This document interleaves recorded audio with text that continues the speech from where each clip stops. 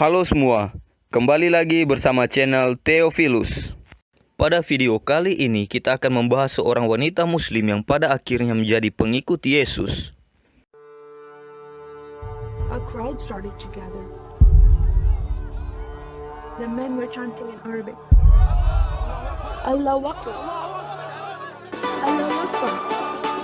And my father and I, as I was holding his hand, were pushed to the front of the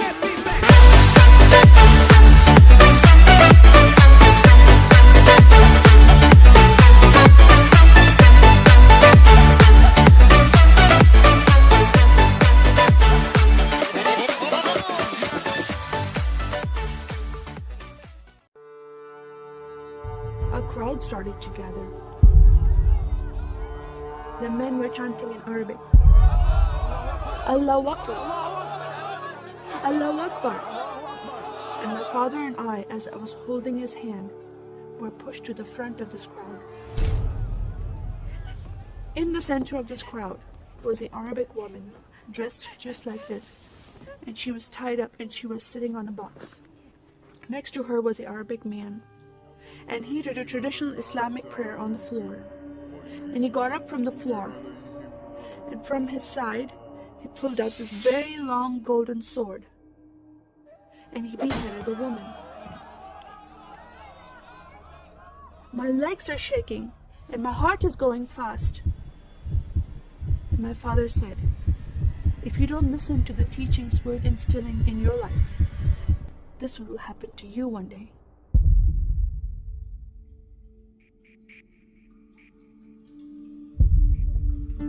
I was born and raised in a small country by the name of Kuwait, a community of 98% Muslim population. Two of my uncles are imams, and one is president of a mosque, where I would hear the call to prayer 5 times a day. As a Muslim, the word Yahudi, which means Jew, was instilled in me as a bad word, as a cuss word. Yahudis should not exist. They should be killed, and I never thought to question why would I hate them. I never met Jewish people in my life. They never did anything to harm my family. I just hated them. Just the word brought hatred in my heart. It's very important to learn the Quran and the Hadith and even memorize it in Arabic.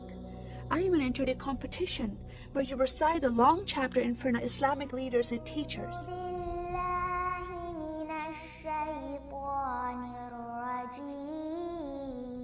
And I came second place. I thought I did a good job. But my father said, no, that's not good enough. Most of my life for me, it was alone, by myself, broken person, in need of love from my family, but I never received it from them. I tried to experience this love from Creator God, from Allah. In my prayer times, I lifted up my hands and I cried out to Allah for help. Please have my father stop beating my mother.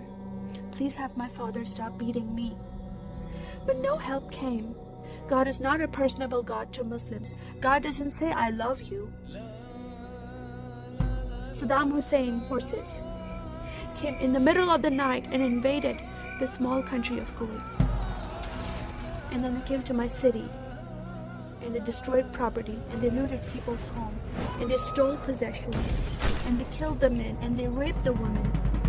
Then we were granted asylum status to stay in the US. My grandmother suddenly got very sick. She had a heart attack and she went to the hospital. And 2 days later, she passed away. I was devastated because I lost my best friend. And this lady approached me and asked me if I was okay. And I said, no, Paula, my grandmother died. And I just started to cry again. At that moment, I was hurting so much, only crying helped. And Paula came to me and put her arms around me and she gave me a hug. And then she asked me a question. Would you like to go to church with me? When I walked into this church, I experienced love from these people and acceptance from these people like I've never before. Fellowshipping together. They were men and women together. They didn't have to be separate. No one was judging each other. And they knew I was Muslim. They were so friendly to me themselves, accepting of me and loving of me. And that was really surprising to me. And for the first time in my life, I heard a message from the Bible. He started reading the message about Yeshua. When he walked into the synagogue, he was given a scroll from Prophet Isaiah, and he opened the scroll and he started reading that scripture. That the Spirit of the Sovereign Lord is upon me, because he has anointed me to preach the gospel to the poor. He has sent me to heal the broken heart and to proclaim liberty to the captive and freedom of sight to those who are bound, to proclaim the year of the Lord's favor. First time I heard these words of freedom and healing and liberty. I'm desperate to be freed from bondage. I was held captive in Islam, and I wanted to be freed from that. I was blinded with so much hatred in my heart. The darkness broke from my eyes. The veil came off my heart. I knew the decision I was making to leave Islam is a big decision. By Sharia law, Islamic law, it is death penalty. But I'm desperate to know a living God. In that day, I gave my life to becoming a follower of Jesus. This is the God of Israel, God of Abraham, Isaac, and Jacob. And the nation of Israel is God's heartbeat. And I said, God, forgive me. I did not know I hated your people. I love the Jewish people because it's their God, their Messiah that I'm following. And he told me to love them. I never knew what happened to the 6 million Jews that died. I never heard that in Kuwait in history. Now that I met Holocaust survivors, I know their story, and I shared my story with them. Your God, your Messiah, changed my heart, giving his life for me, so I can have life everlasting. He rescued me. He saved me. He came and brought joy in my life again.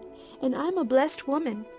And I start crying, and they start crying, and we are able to relate to each other, and they embrace me, and they love me, and they experience some healing, I believe, when they hear my story. That is a privilege to have that in my life. I am one for Israel.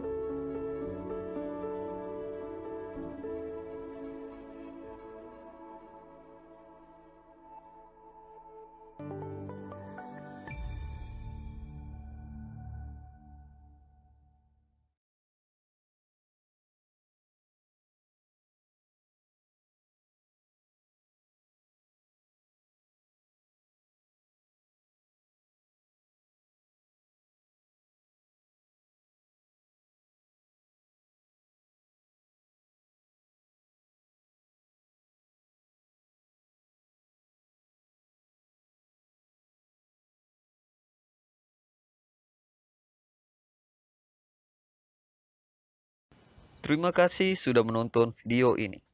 Tuhan Yesus Kristus, penguasa kita, memberkati kita semua.